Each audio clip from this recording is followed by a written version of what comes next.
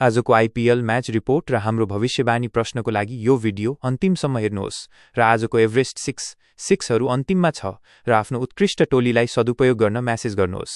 आजको म्याचको pitch report हेर्दा IPL 2025 को पहिलो खेल मुम्बईको वानखेडे स्टेडियममा खेलिनेछ।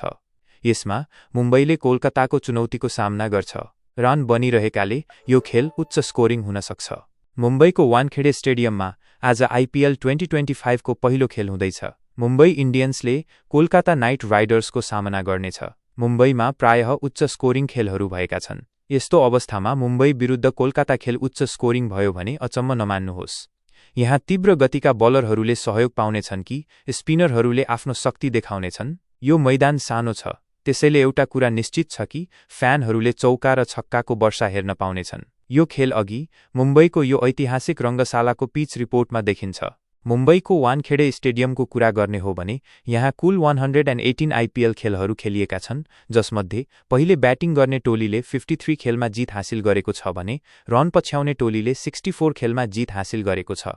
यहाँ पहिलो इनिङको औसत स्कोर 170 रन छ। यहाँ बनाइएका विकेटहरू कालो माटोबाट बनेकाले तेज गतिका बलरहरूले अलि बढी प्रभुत्व जमाउँछन्। 71% विकेट तीव्र गतिका बलरहरूले र लगभग 29% विकेट स्पिनरहरूले लिन्छन्।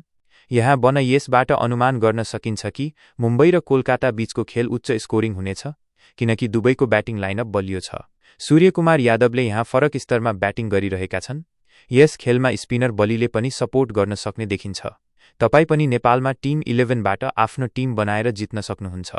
साथै आजको हाम्रो एभरेस्ट 6मा सबैभन्दा बढी 6 कसले हान्ला हजुरले गरेको कमेन्टबाट मिलाउने 1 जनालाई 50 रुपियाँ इसेवामा पाउन सक्नुहुनेछ।